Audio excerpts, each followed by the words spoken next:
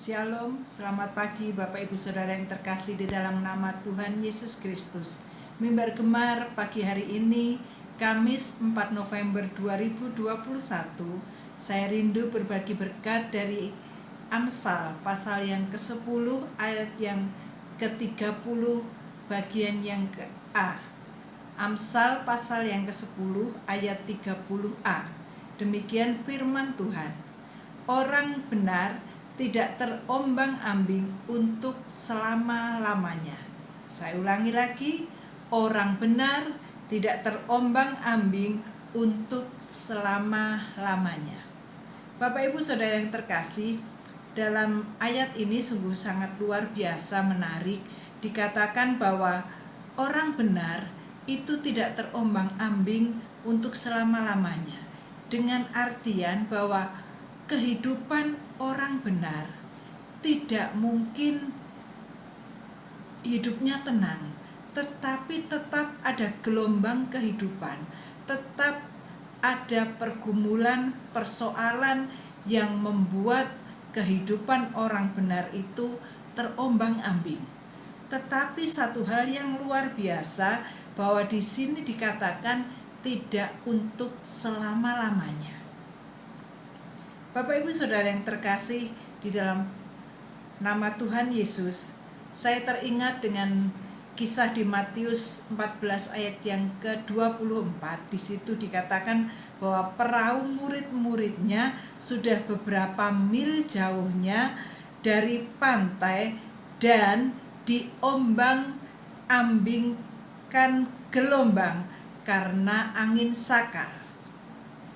Murid-muridnya saat itu di dalam perahu dan mereka terkena angin sakal sehingga perahu mereka terombang-ambing oleh gelombang dengan begitu hebatnya.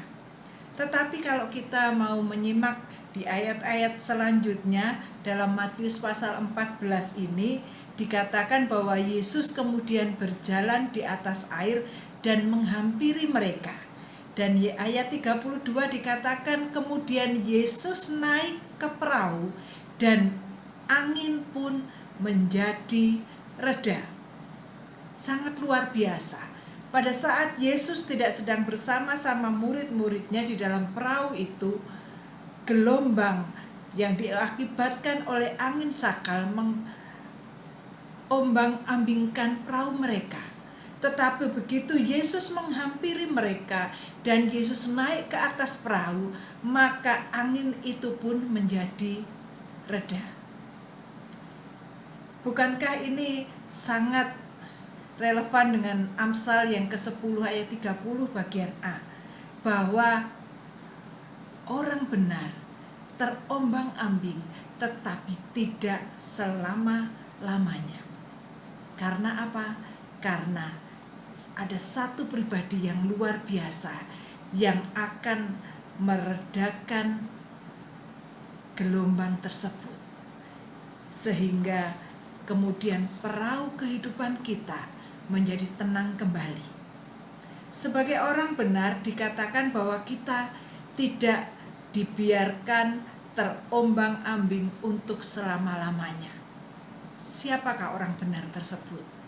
Apakah ada manusia yang bisa dikatakan bahwa dia adalah orang yang benar? Saya katakan tidak ada.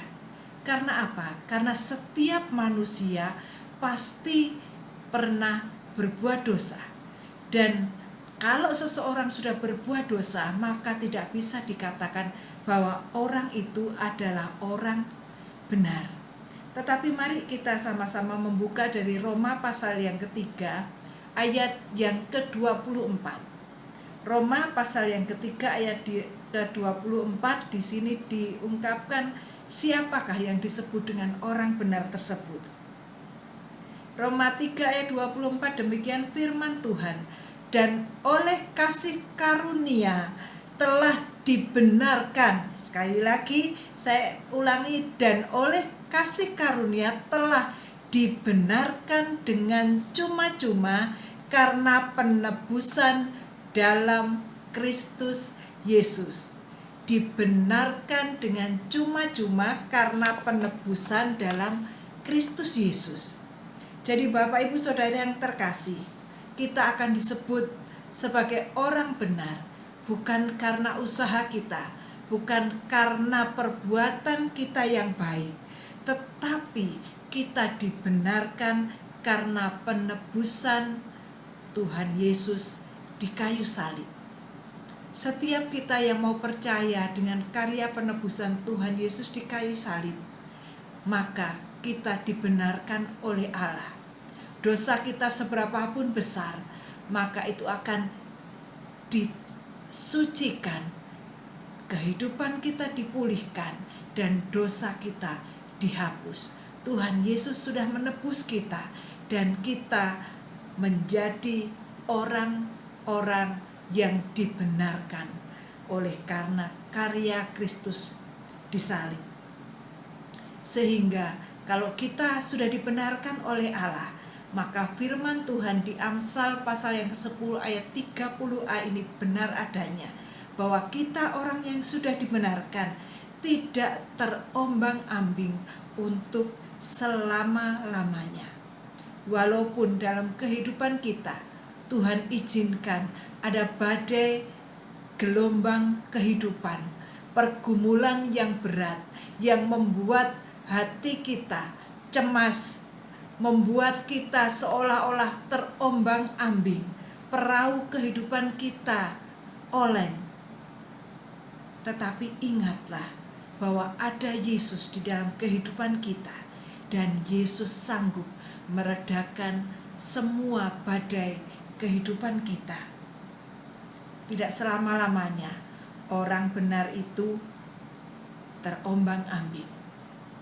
Bapak Ibu Saudara, hidup kita, percayalah, ada dalam tangan kuasa Tuhan.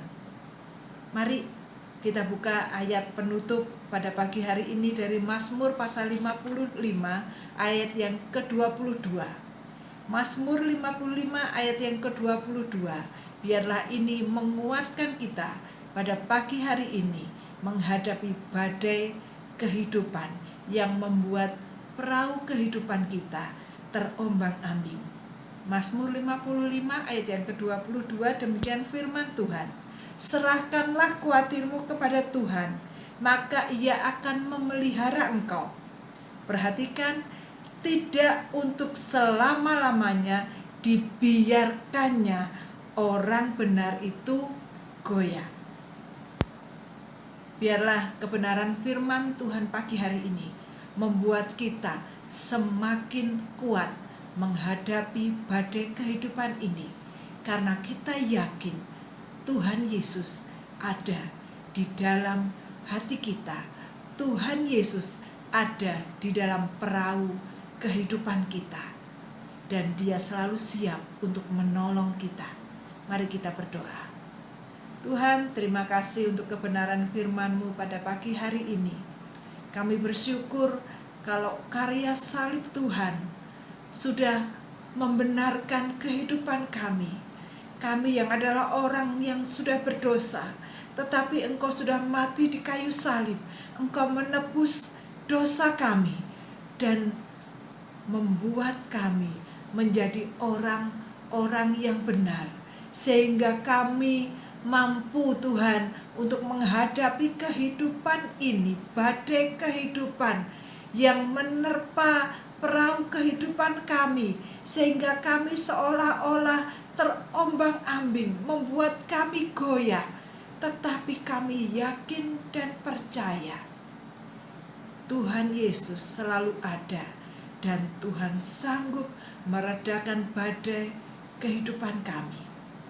Tidak untuk selama-lamanya orang benar terombang-ambing.